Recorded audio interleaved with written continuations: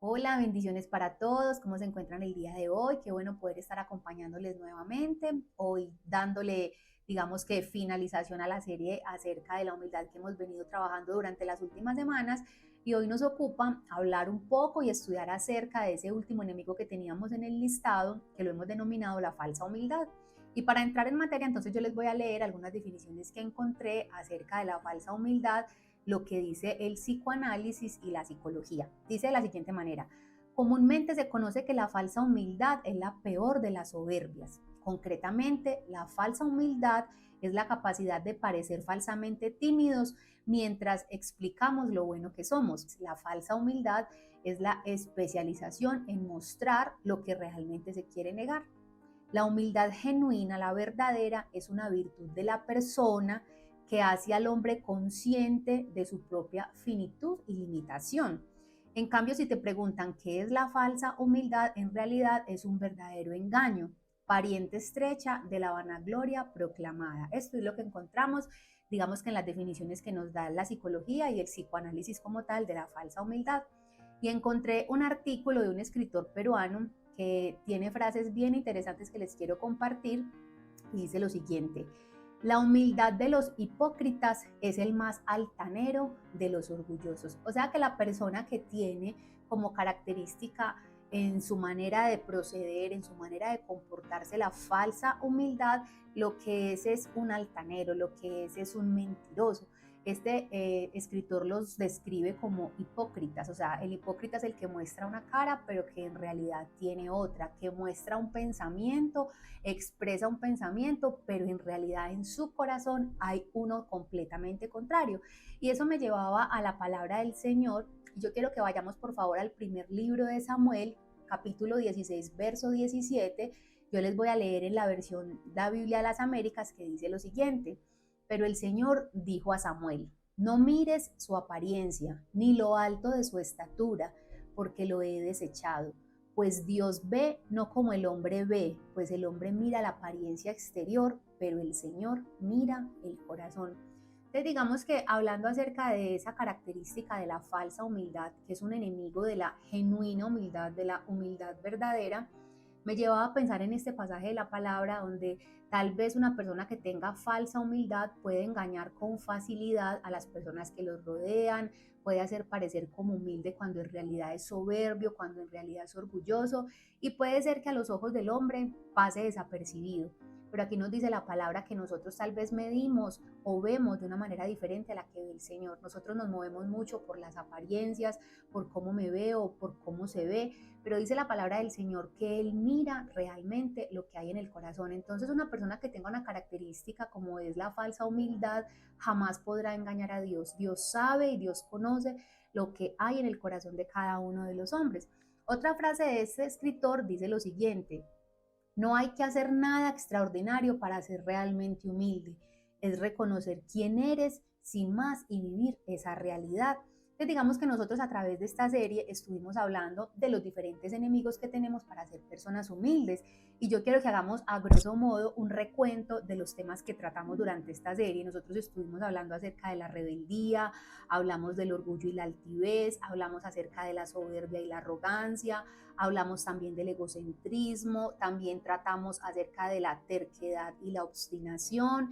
En el último video estuvimos hablando del complejo de superioridad, y hoy, en este que es ya el último video de la serie, estamos hablando de la falsa humildad y nosotros hemos acabado de definirla. Entonces, ¿cuál era el objetivo de esta serie? Que nosotros pudiéramos identificar cuál de estos enemigos, todos estos que acabo yo de mencionar, operan aún en nuestra vida, y que nosotros de acuerdo a ello pudiésemos tomar las medidas necesarias para cambiarlo. Hablamos que es necesario primeramente reconocer que lo tenemos operando en nosotros, y a lo largo de todos los videos estuvimos hablando: si usted es terco, si usted es obstinado, si usted maltrata a las demás personas, el paso, yo creo que el eje transversal fue: arrepiéntase, reconózcalo delante del Señor, reconozca que hay algo contrario a la humildad operando en su vida, en su corazón, confiéselo delante del Señor y pídale al Espíritu Santo que le ayude. Yo creo que esa fue como la temática transversal de toda la serie. Entonces es importante que en este último video también nosotros podamos reflexionar en esto y pensar, puede ser que yo sea una persona con una humildad fingida, con una humildad falsa, porque acabamos de leer que a Dios no podemos engañarlo, que tal vez delante de los hombres parezcamos, pero que realmente no seamos. Entonces, ¿qué tal si la primera pregunta que nos hacemos hoy a nosotros mismos es, ¿tú eres o pareces? ¿Tú eres humilde o pareces humilde? Que quede esta pregunta para que nos la podamos nosotros cada uno responder. Y aunque nosotros vimos pasajes bíblicos a lo largo de toda la serie, digamos que nuestro versículo bandera lo encontramos en Mateo 11:29, en la versión Dios habla hoy, y lo vamos a volver a leer. Dice la palabra del Señor: acepten el yugo que les pongo y aprendan de mí, que soy paciente y de corazón humilde, así encontrarán descanso. Y siempre hemos hablado de este pasaje, que es cuando Jesús está hablándole a sus discípulos, cuando les está diciendo, aprendan de mí.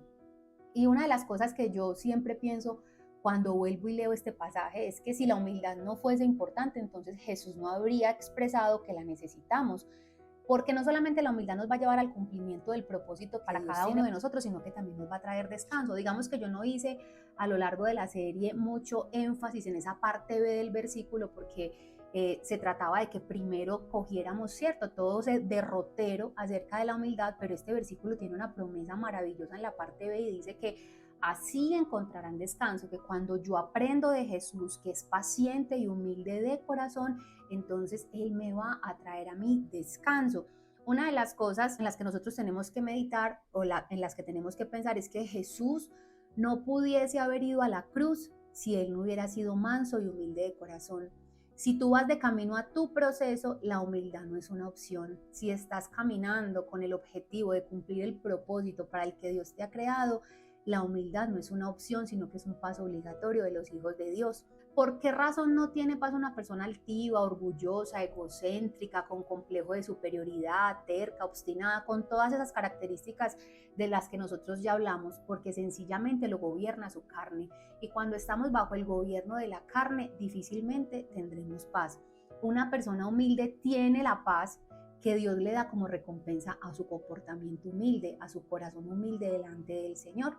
Entonces ahora, para que ya vayamos finalizando, quiero que miremos en el libro de Gálatas, en la carta a los Gálatas, un contraste que nosotros encontramos entre las obras de la carne y el fruto del Espíritu. Entonces vayamos por favor a Gálatas 5:19 al 21, se los voy a leer, dice así: las obras de la naturaleza pecaminosa se conocen bien: inmoralidad sexual, impureza y libertinaje, idolatría y brujería, odio, discordia, celos, arrebatos de ira, rivalidades, disensiones, sectarismos y envidia, borracheras, orgías y otras cosas parecidas. Les advierto ahora, como antes lo hice, que los que practican tales cosas no heredarán el reino de Dios, no entrarán en el reino de Dios. Entonces, qué importante es que nosotros podamos, yo sé que no podríamos hablar en un solo video de toda la riqueza que tiene Gálatas 5:19 al 21, que tendríamos que tomarnos el tiempo para detenernos en cada una de ellas, pero yo creo que a grosso modo este versículo encierra muchas de las cosas que nosotros hemos